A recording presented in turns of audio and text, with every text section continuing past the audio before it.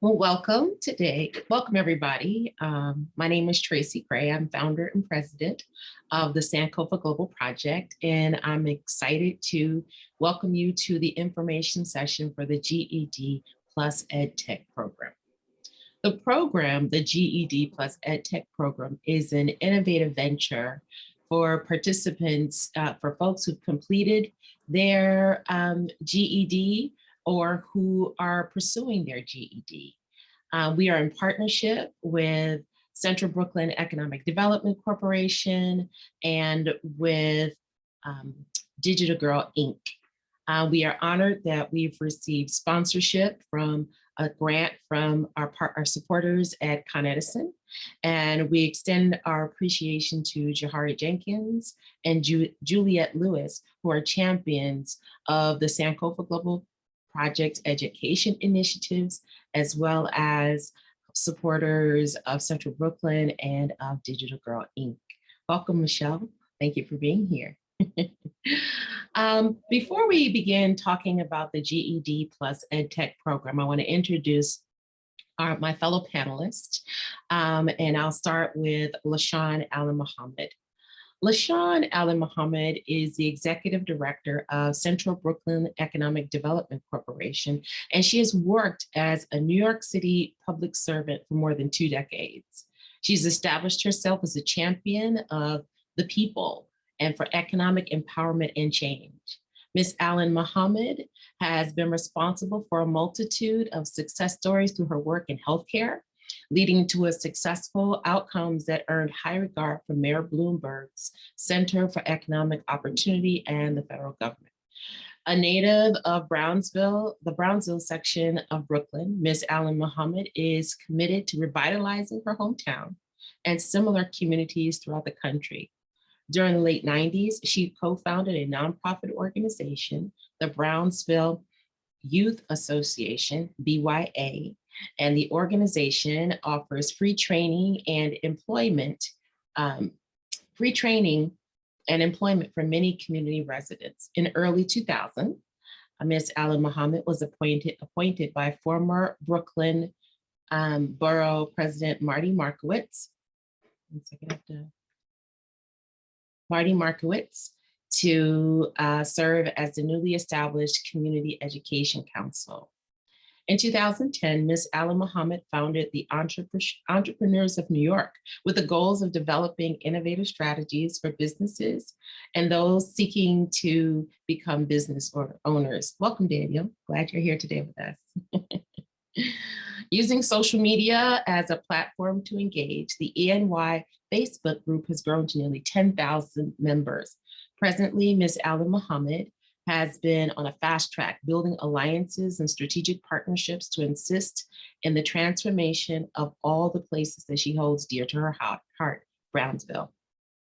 In 2015, Ms. Allen Muhammad was installed as the Brooklyn director of the Long Island African American Chamber of Commerce and appointed executive director of Central Brooklyn Economic Development Corporation. At the helm of CBEDC, Ms. Allen Muhammad is determined to bring back agency to its original mission, providing opportunities for community residents to achieve self-sufficiency. Thank you so much for being here, LaShawn. Thank you. Next on our panel, we have Michelle Gall, who is founder and executive director of Digital Girl Inc. Michelle is a digital marketing and sales professional. She's a graduate of St. Francis College with a Bachelor's of Science in Business Management, a concentration in marketing, and a minor in Spanish. Michelle's road to her educational achievement was not easy. A first generation born, bred, and schooled Brooklynite, Michelle understands the challenges of being an inner city youth in the public school system all too well. She has vowed to be the difference in the lives of inner city youth that she wished she had, and is finally embarking on her life's calling to enrich the lives of others, especially children, through education and knowledge. Welcome, Michelle. Thank you for being here. Thank you so much for having me. Yes. Next, we have Toni Robinson, who is the president of Digital Girl. Toni is a software engineer and serves as president of Digital Girl Inc. And Toni studied computer systems at Northeastern University in Boston, Massachusetts. And in Boston, she developed her love for community service while working for US Senator John F. Kerry and was elected as a Democratic delegate. After returning to New York City, Toni pursued software development as has consulted for many large corporations, including IBM, National Grid, Verizon, and many others, but has never lost her passion for community service. Welcome, Toni. Thank you for being here. And next we have Daniel Clark. Daniel is a senior creative at Swordfish. Daniel Clark is a director and FX animator, a Colorado native. He graduated in animation in 2014. His film credits include Finding Dory, Incredibles 2, Frozen 2, and most recently, Raya and the Last Dragon.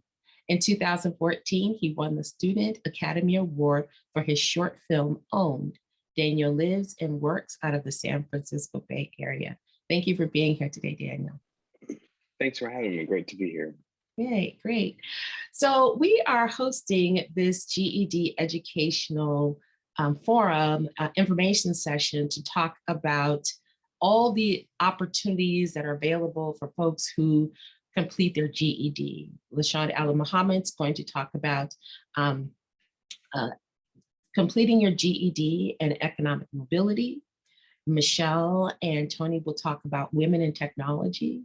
And Daniel will talk about technology and entrepreneurship.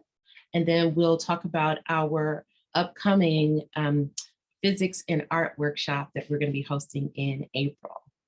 And so I want to give some framework to the GED plus Ed Tech program. When I started the Sankofa Global Project, I started with the mission to increase the number of women and people of color in science, technology, engineering, art, and math. That view has expanded to thinking about innovative ways to make education inclusive by design, and education, as we like to call it, from the cradle to career. And so with that, we decided that we were going to create this platform for people who completed their GED and who are potentially enrolling in GED programs so that they can see have as many opportunities and options available. And so LaShawn, could you talk about how important it is and the benefits of folks completing their GED and what opportunities await them as they graduate? Well, thank you, Tracy. And first and foremost, I just want to, thank you for the gathering of this esteemed panel and, just really connecting the necessary dots to help build bridges for people moving forward. So I just want to thank you for that first and foremost. It's when we talk about education, most places you don't really hear the adult education or GED population included in those conversations.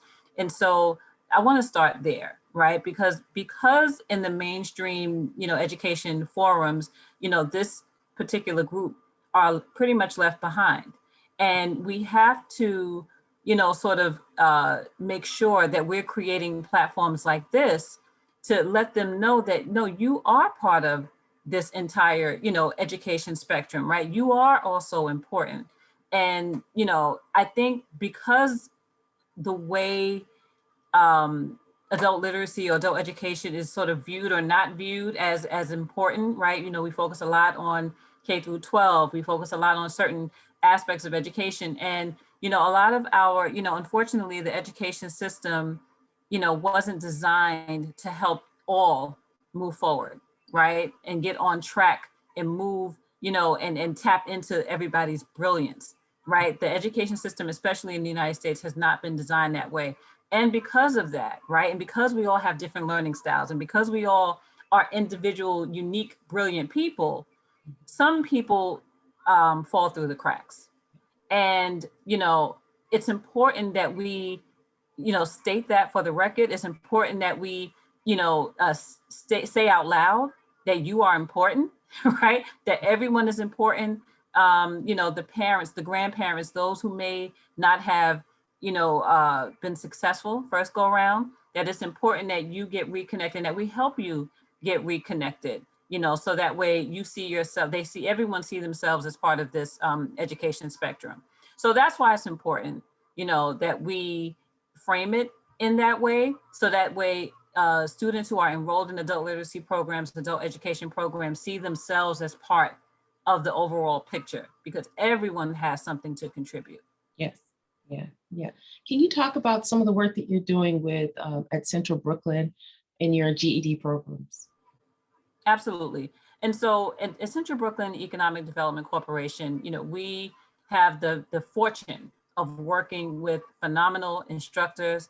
We have Ms. Nicole Clay and Ms. Nadine Zayas, who really, our philosophy truly is meeting people where they are. We have a very unique individualized approach where we, allow our students, before, and I have to say this, we're very proud that pre-COVID, we already had in place an infrastructure to allow people to work remotely, to attend classes remotely. And and I want to, I always say this, I give credit to Nicole Clay for bringing that into the agency. Although Central Brooklyn Economic Development Corporation has been serving the residents of Brownsville and Central Brooklyn for the past 31 years, we've been, I think for the past maybe 5, going on 6 years, we've been running this adult literacy program. And, with technology, utilizing technology, we knew, we've known for a little while how important it is to allow parents to be home with their children, right? To, have the room and flexibility to take their, to take their children to doctor's appointments, right? And so, but also to remain connected to their classes and not be left behind, right? You didn't have to show up every day. We want you to, but you didn't. So we already built that in. And because of that, when the COVID pandemic hit, we were able to pivot very quickly, to the virtual platform. And I'm, very proud to say that we continue to enroll. We offer year-round enrollment. And, we just started our spring semester. And now, what we've decided to do within the past year is really focus on adding a workforce development training component into the adult literacy program. So with that being said, in addition to what you all offer, we also work with the construction industry, and we offer the OSHA training as well as the site safety training, all those, the certifications, and these are all free. All programs, all offerings are free. And so obtaining that certification allows individuals to work on the construction site. And we are working also very closely with the developers who are literally building the buildings in our neighborhood. So it's not, we really try to position ourselves to help our students not only understand what's happening in the community, but really truly be a part of it. And then the other 2 programs I'll mention really quickly. We also offer culinary certification, working in partnership with our Brownsville Community Culinary Center and Collective Fare, as well as an entrepreneurship program in collaboration with local entrepreneurs and Medgar Evers College School of Business. So we really try to offer, have a wide variety of offerings for our students. And again, to help them tap into their own talent and their own brilliance. So that way they have, a way forward. Awesome. Thank you. Thank you so much for that overview, LaShawn. It's so important. And the fact that you talked about that, there has not been a lot of careful attention paid to folks who traditional education does not support. And when we look at the numbers, the statistics, even though this says the numbers of folks who are graduating from GED programs are increasing, the numbers that are enrolling are not increasing. And that's on a national scale. And I know funding has a lot to do with that. And LaShawn and I have had conversations, and we've had conversations with Digital Girl as well, that having the line item for state budgets or for city budgets even is not really meeting the needs of students who need other services other than traditional education.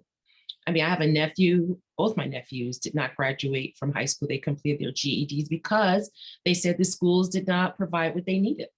And this is, and so this is across the country. My oldest nephew lived in California. My younger nephew lived in Michigan. And even my sister, it's like school did not meet their needs. I have a very good friend and colleague, Adina Levine, who is the co-founder of Collab Fabrication Lab and Innovation Studios. And she said she was bored in high school and she opted to get her GED. She's a thriving businesswoman, but school did not meet her needs. And so I'm sure there are many, many other stories like this. And so what I'd like to do is to turn the conversation over to Digital Girl Inc. I'm so glad that you are our partners and fiscal sponsor for the GED Plus Ed Tech program. And we'd love to hear from you, Michelle and Toni, about the work that you're doing in Brooklyn and throughout the country, and to talk about the newest offering that you're having for your online platform. Hi, again, thank you so much for having us. We truly enjoy being a part of this conversation because it really is a necessary one. And so many of the things that you both just mentioned, LaShawn and Tracy, are, Toni and I have either experienced personally or have known someone or have known people who have personally felt that way, friends, nephews, maybe even kids, same thing. But what Digital Girl, in our mission, we started out with wanting to empower inner city kids, particularly young girls, to pursue careers in studies in science, technology, engineering, and math. And while that remains our main mission, we soon found that there were a lot of other areas in between that also needed to be filled as well. There's not just one thing that sets the youth up for success, right? You need social support, you need mentorship, you need exposure, right? Because as Toni loves to say, if you can't see it, how can you even think about being it, right? And so we do, in addition to offering in-school programming, after-school programming, and weekend workshops, out of school time programming, we also have a young professional development program. And like you, LaShawn, we were thrilled that when COVID hit, our response to the pandemic was expeditious. We were able to immediately just gear all our programming online. And we offered free classes in web design, coding, excuse me, animation, game design, app building, HTML. It was really inspiring. We really wanted to remain consistent for the community. We wanted to give them a sense of normalcy. And I think we really did a great job doing that. And another thing we were really proud of is that we were able to keep all of our instructors who have come through our young professional development pipeline employed, which was something that a lot of their friends weren't fortunate enough to keep their positions. And so, again, like, these are the things that we're happy that we're able to provide because we think that our community needs it. So I'll pass it over for Toni so she can speak more about the Young Professional Development Program. Hi, again, Toni Robinson. Thank you for having me. And as Michelle said, I always say, if you don't know what you don't know. If you can't see it, you can't be it.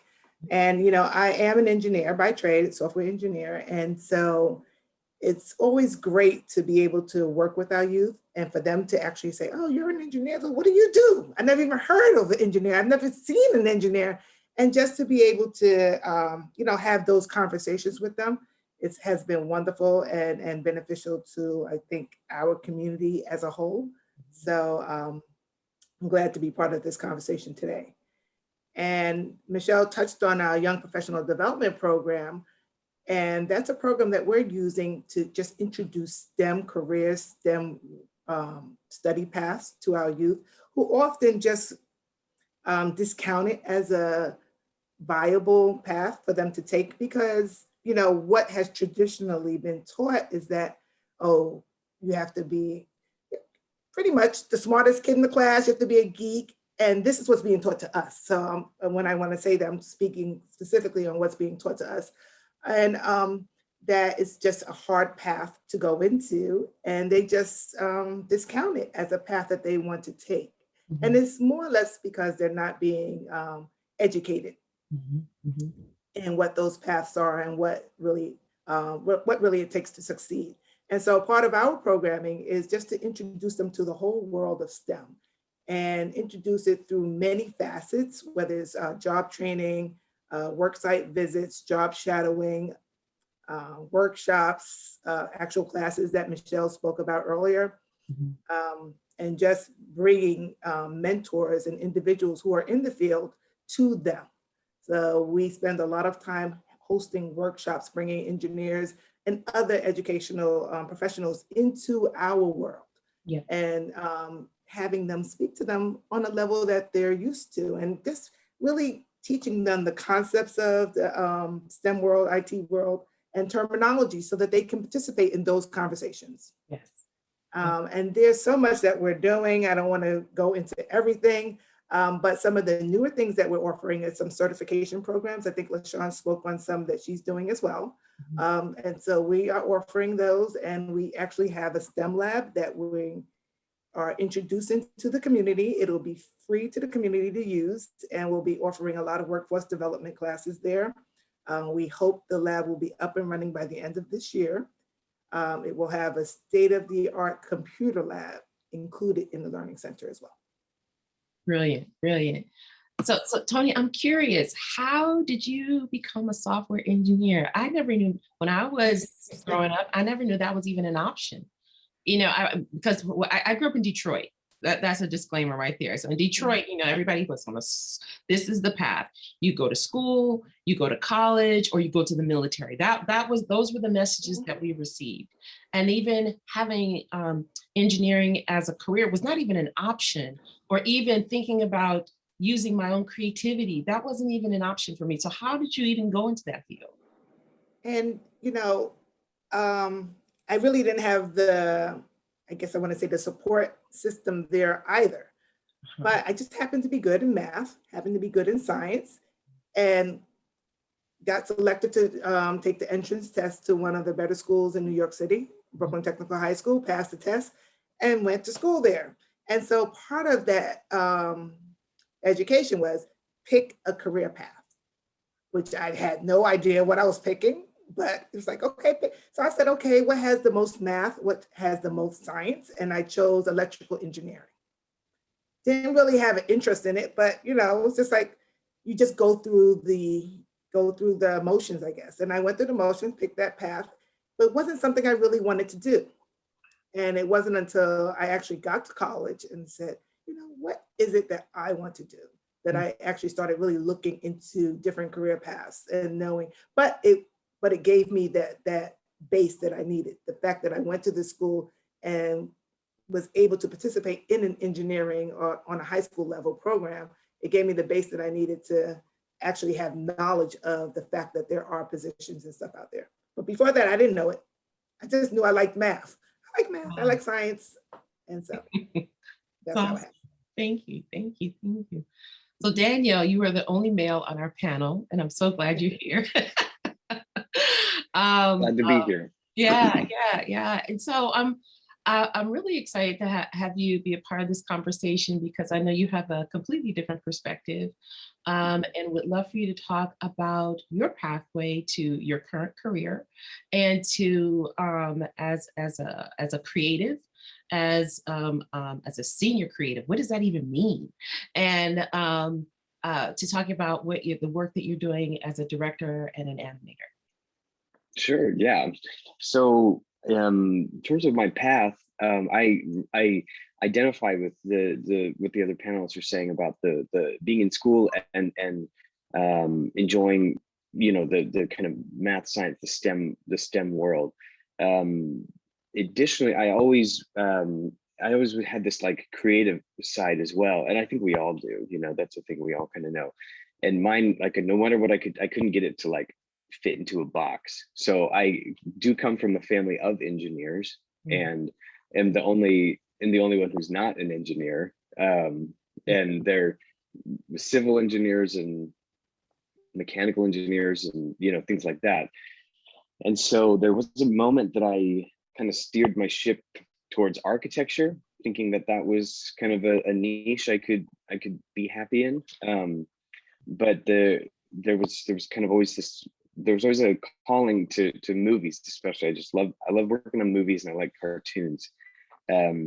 And so I ended up being exposed to the whole field of computer animation.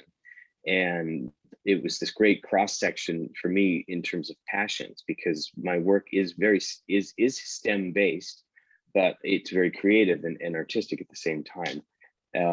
A lot of times in school, we'll get word problems in math that'll say things like, you know, trains traveling this fast, how long does it take to get to this station?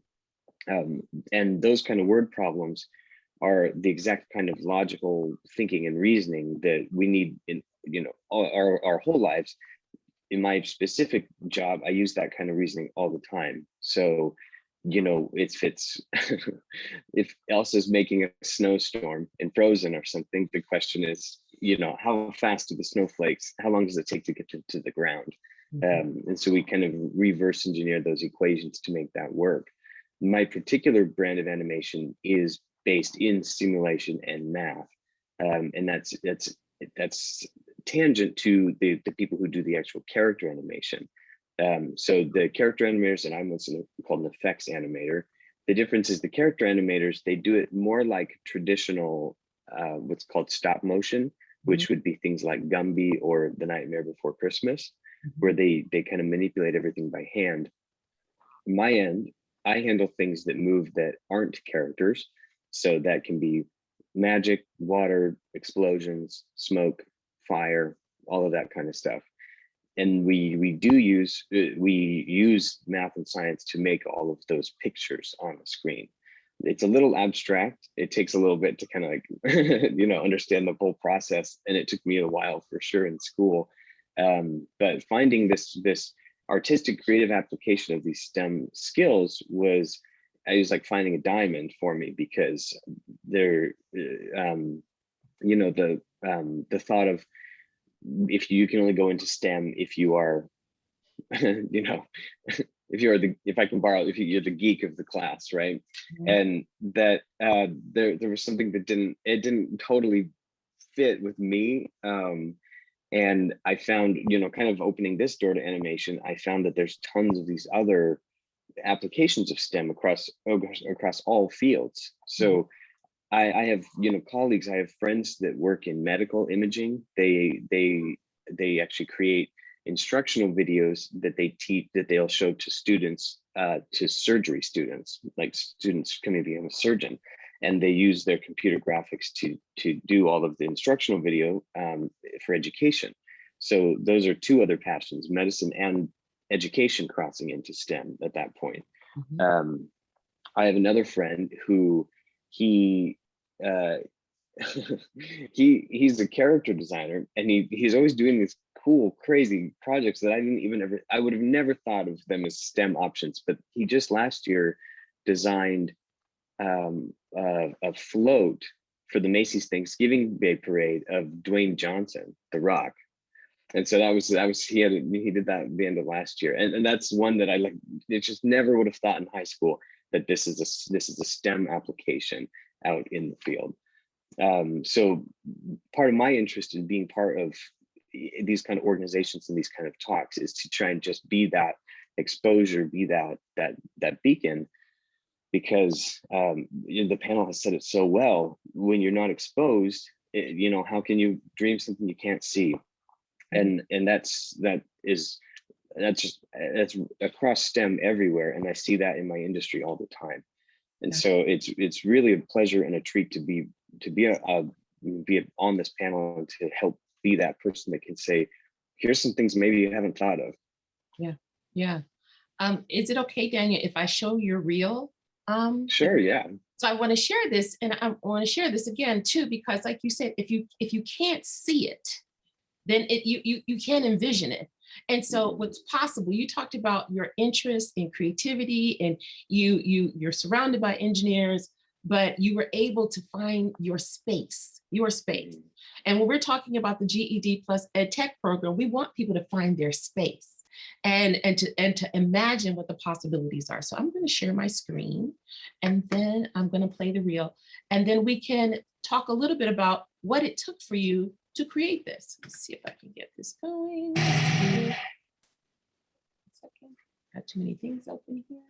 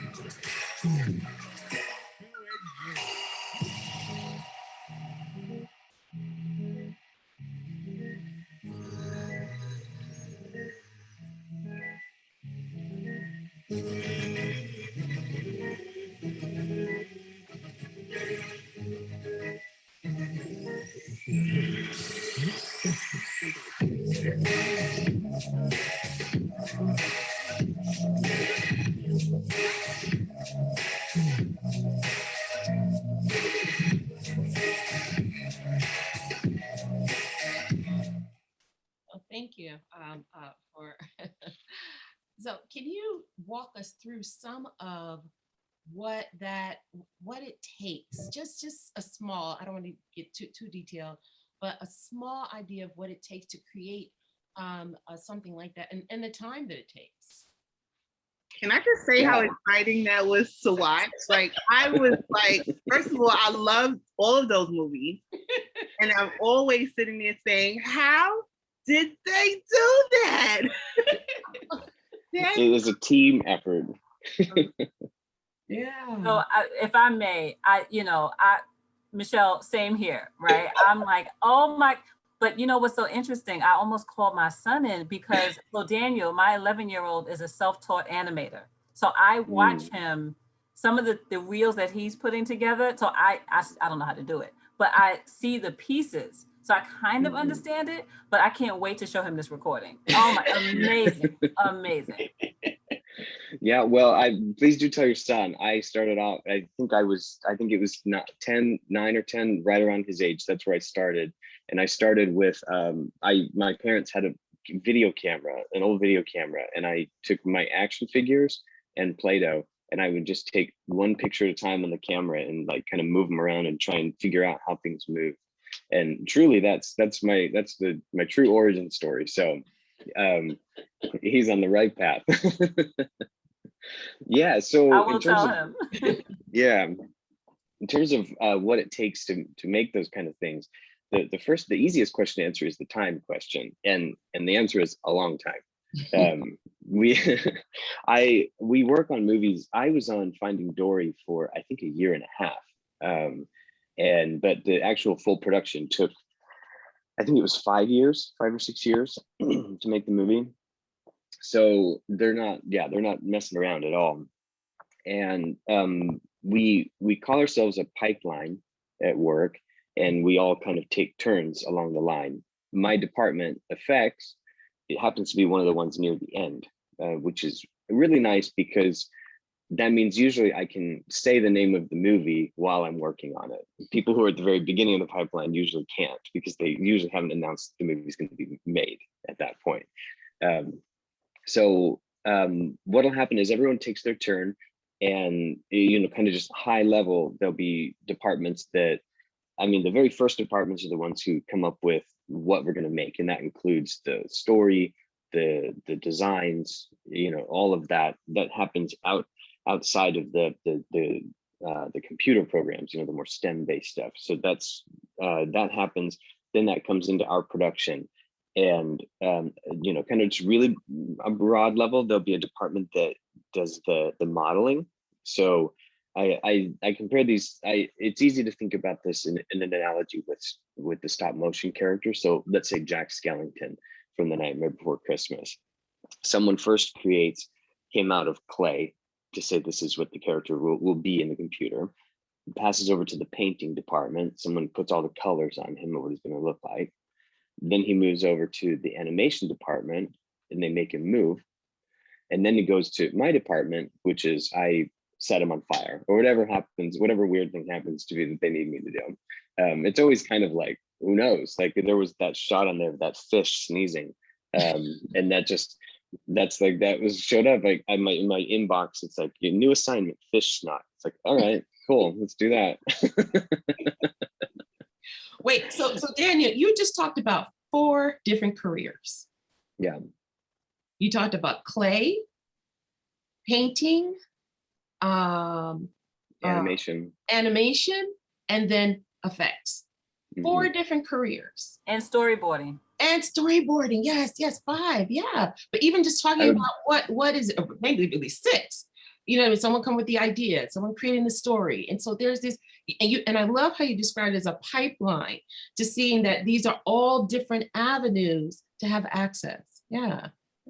And the nice thing is that they are all over the place in terms of the skill sets needed. That's it. Like you couldn't take me and slot me into another department very easily. I mean, you could try and give me a boot camp, but I wouldn't be ready to go. Some tend to be really technical. There's a department that's called rigging, and again with the Jack Skellington example, that would be like who's building the metal skeleton inside of the puppet, like kind of the armature, thinking about how the thing will actually move. That's an example of a very technical department. Then you have a department like the lighting department, which is still technical. It's still STEM based. It's still in the computer, but they spend all day putting lights in and trying to get very cinematic movie looks out of cartoons. Wow, that's brilliant. And so now you can see why I brought all of us together. I brought all of us together because I believe that there are real opportunities as we work with our young people and the not so young people, I want to say that too, who are getting their GEDs, just to see what the possibilities are. The possibilities are that that the world is endless, but like you said, if you don't see it, you can't envision it at all. And so when in thinking about our GED Plus Ed Tech program, we want to support, and I'll put the link in for folks who want to complete an interest form in the chat. But we want to support folks as, first of all, think about what is it they want to do. Suppose that, and we'd love to hear all of you talk about entrepreneurship in a minute, but how can they come up with an idea? What is something they want to do? Either it's entrepreneurship, whether it wants to be a hobby, if they want to come up with an idea, and then how they're going to establish their own personal goals and business goals, and then incorporate the essential C's, creativity, collaboration, communication, and there are 3 more that I can't think of off the top of my head, but all those skills coming together and then creating a plan and timeline to make it happen.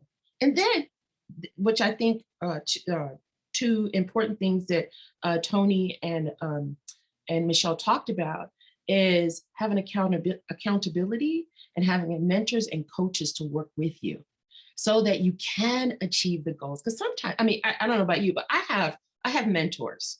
I have people who support me and challenge me outside of my thinking, because there are just things I just don't know. As much of an educator as I am, there are things that I just don't know, that I've not seen before. And someone can have a different perspective and steer me in that direction. So can we all have a little bit of a conversation about how we can support participants in creating an idea, establishing goals, incorporating those skills and their learning practice, creating a plan, and working with mentors and coaches and having accountability. Okay, I'll start. So one of the things that we definitely need to do, and I think one of the things that we do well with our organization, is really try to have them come up with the ideas that reflect where they are in life. And, because one of the things, when we have a lot of sessions, you give them these, if you give them ideas and we think we know what they're interested in, and, we give them this list and then we say, okay, you come up with a list. And the things that they put on the list are nothing I would have ever put on the list for them. And so, we say, okay, come up with something that reflects your community. And your community can be where you live, it could be where you, in your home community, it could be your school community, whatever it is, but something that's has interest to you. And if you really focus it on their own interests, you get a lot of buy-in, a lot of engagement from them.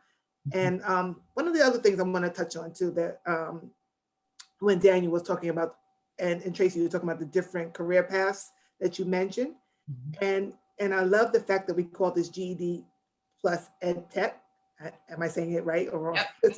Right, I put the plus in the right spot? Okay. Yes. Is that, technology ties all of those careers together. Right. And so we really have to make sure that we're teaching them technology and teaching them the terminology that's associated with it so that they understand that, we're not saying you have to be that genius, but you have to have some kind of basic technology understanding in order to pursue any of those particular careers. Because like lighting is totally different now. It may not just be you going up there and attaching a light. Oh, see, I'm very physical with my hands here, but it may not require that anymore. It now requires you to use smart technology to do lighting, and it's a little different. So I like the fact that we're really talking about the technology piece of things as we're talking about the different career paths. Awesome, thank you.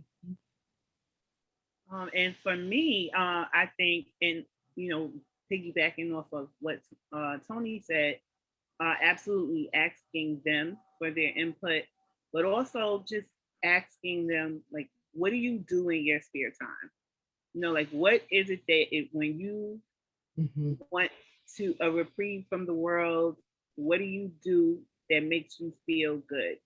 That if you could do all day that you do, and 4 hours later, you're like, oh my gosh, was I doing this for 4 hours? Yep.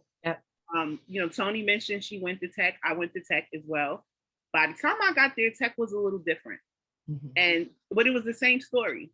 I had no idea. Like, I was there because I passed the test.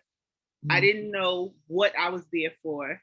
And I didn't get what I needed from tech. I will tell, I love tech, and I'm not throwing, I love Brooklyn Tech. But there's some things that are missing for inner city kids who don't have mentors, who don't have people around them who can explain things to them in a language they understand, the way we explain what coding is, right? Yes.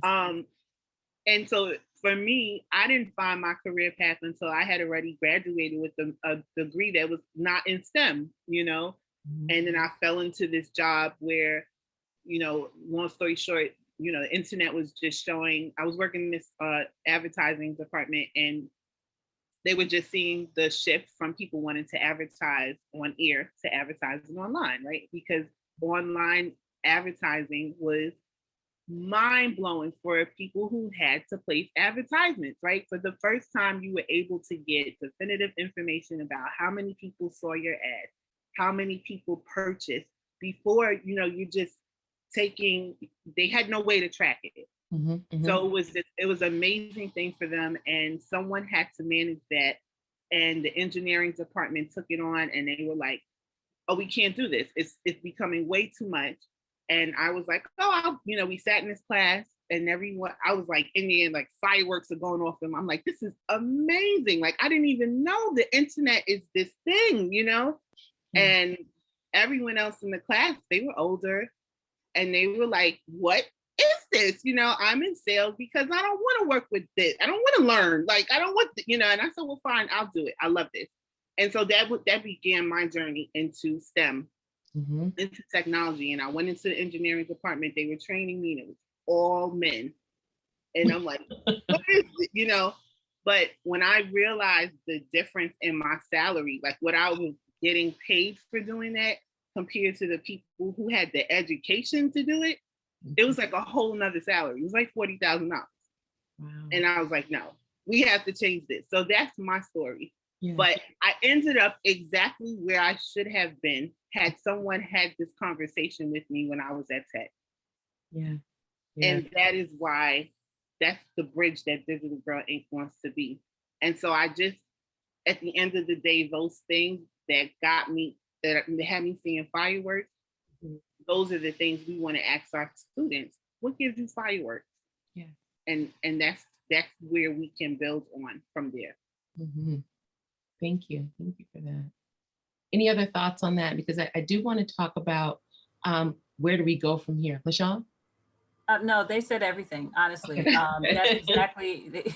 That's exactly right. The only thing I would add is, it's really the how, right? And it's exactly what Michelle just talked about, right? It's like, we already have ideas. What an entrepreneur does is, solve a problem for something that doesn't exist, right? Or, how can we do this better? Or, if I had this is, it would make my life easier, right? That's pretty much where it starts. And so, entrepreneurs are problem solvers. And so people are coming up with ideas and concepts every second of the day. Yep. What's missing is the how to make the connection, right? Where to go, the guidance. That is what, and so when students enroll, part of our initial process in the GED program, you have to develop an individual development plan, right? That's part of and so we do ask those questions, right? And really try hard to make those connections. So so they already, and again, that's why it's so important to make sure everybody's included. The ideas are there, the passion, maybe not so much because no one has, pretty much, watered the grass, right? And so, yeah, that's the only thing I wanted to add. Yeah. Daniel, do you have anything to add to that? I don't think I can improve much upon what has been said. I just say I agree with all of it, and I think that's it's a pleasure and a privilege to be part of an effort to do this. Yeah.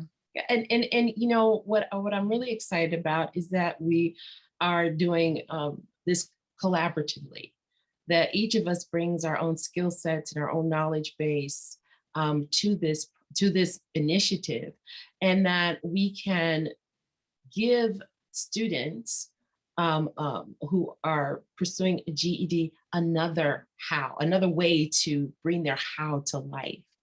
And so that other piece, that other C that I forgot to mention was the critical thinking. That is essential, that you can have the creativity, you can be collaborative, you can have good communication skills, but it's the critical thinking, the time that it takes, and the thinking about what's important, thinking about processes and how you make things happen is super important. And thinking about how you even begin. One of our goals is to make sure that, we have an online course that is available for our GED students who want to apply. And we'll get to that, once we are ready to open it up for everyone. But prior to that, we want to gauge what folks' interests are. And so I'm going to drop into the chat the link for folks who want to apply, and we'll make this available for others as well. And in that way, we can also gauge what our next steps are going to be for our upcoming workshop in April that Daniel's going to lead with us around physics and art. And so Daniel, can you give us a preview of what that can look like? Sure, yeah. Kind of building on what I was saying with like deciding like snowflakes, how fast it can fall to the ground. That's kind of the basic mindset that I'm always in whenever I'm putting together something that's going to show up in a movie. So in the presentation that I'll walk through what it takes to like fill a fountain with water, and just some of the questions I'm asking, and what that process kind of looks like on my computer screen, and then what the final result looks like as well. Brilliant, brilliant, brilliant. And so I would love, as we, as participants, complete the, and so the folks who complete the interest form will be the folks that will be invited to attend the workshop. And so I want to make this available to the Central Brooklyn community, Digital Girl community, Sankofa Global Project community, and other communities that may have interest. And I want folks to bring their questions. It's important for us that while, Daniel's doing a presentation and that while we're working on this together, that we bring the questions that we have. And we may not even know the questions we need to ask. And that's the thing. I'm always amazed that when someone is presenting something, their questions just start popping up in my mind. And I would love for us to make sure that we bring those to the conversation. I also would like for us to, LaShawn, if you could talk more about how folks can apply for Central Brooklyn's GED program for folks who may not know, and what the process should be like, and who's the person they need to speak with, what's the digital, and if you could drop into, if I think I saw Nicole on here, if she could drop in the link so that folks can also apply. Yes, so it's very similar to what you just stated. It's the interest or registration. It's a Google form where we ask specific questions, and that filling out that form prompts a phone call from Nicole. So again, as I stated, we are very hands-on. Nicole knows every single individual student intimately. Like, she really knows what they want to do, where their shortfalls might be. We do a very intense assessment. That's part of the process. So it's filling out the interest form, engaging with Nicole, and then attending an information session. And so that's pretty much the process. I'll try to find the link really quickly and put it in the chat for you. And Toni and Michelle, do you think this be something that the folks in your community be interested as well? Absolutely. Yeah. I'm really excited about this because I believe that there's some great synergy that will happen, but it will also, one of my ultimate goals for the GED plus Ed Tech program, as folks come up with their creativity, come up with their ideas, and connect with mentors and come up with their plans, and take our 13-week course, is that they will also learn and leave the program having raised at least $2,000 for their business idea. And so creating the platform and the framework and the questions to ask, and getting used to people saying no as they're asking for folks to fund their idea, and then to present their idea to the community. And this would be in a virtual space, that we could set up time for folks to, halfway through the 13-week program that folks participate in, that they will come to the community, our virtual community, present their idea, get some feedback so they can go back and finish it. Thinking about that backwards design, having the end in mind, but also getting feedback so that you can complete it in a way that it's something that you can continue and to move on with. I believe, like LaShawn said, we're all super creative. We all have great ideas. And I think about just I started the Sankofa Global Project 8 years ago this month. And boy, oh boy, I failed up so much, y'all. I failed and tripped and rolled down the hill and rolled back up the hill, trying to figure out what is it that I'm supposed to be doing in this space. And this is with all my years of education, all my years of working for other people. But then to take on an initiative on my own was an adventure, and it is an adventure. And I'm super grateful that I've done it and that I'm continuing to do it and changing as I'm seeing what the needs are. I don't know if it was LaShawn and I having this conversation. It must have been, because because I'm also an adjunct professor, I brought my students to Central Brooklyn, some of my Brooklyn BMCC students, and listening to some of the responses back from the folks in that group and thinking, wow, people aren't not quite sure what options are available to them after they complete their GED. Let's help them go along with the traditional path, but what if the traditional path is not for them? how can we help folks come up with their own creativity and bringing their own ideas to life? So I'm going to leave this all for you to close us out, because we only have 5 minutes and I'm super respectful of people's time. What is one thing that you would love for some GEDs, and I'd love to hear from everybody, for students who are either pursuing their GED or have already completed their GED to know and to talk and to walk away with from this conversation? I'll start. So one of the things I saw, there was a question in the chat, around, because it's really important that not only that we connect the students to wonderful programs like this, but that the instructors who are currently working with them every day understand what seeds they can be planting so that they are right and ready to fully receive the information that you all have to share, during or post obtaining their GED. So I think, so that's going to be I want to amplify that question and ask the rest of the panelists if you can kind of address that. So can you reframe the question? Are you talking about the question is what? So prior to, say for instance, we have a workshop coming up in April, right? Yeah. What types of I guess activities, information should be infused into the curriculum to prepare students to show up prepared and ready to participate in a workshop like Daniel's? Yeah. So Daniel, you want to take that and then I'll follow up? Yeah. In terms of specific activities, and I would say for my very specific workshop, the best thing you can do is go watch some movies and enjoy them and watch them with an eye, especially feature animation. So all of the Pixar and Disney stuff, watch it with an eye and an understanding that every single thing of everything you're seeing is handcrafted by someone. There's nothing by accident in any of it. It's not like taking a video camera and just kind of videotaping. Everything has to be made by hand by someone. And so every single pixel or every single moment represents someone's, it's more than their work, it's their passion as well.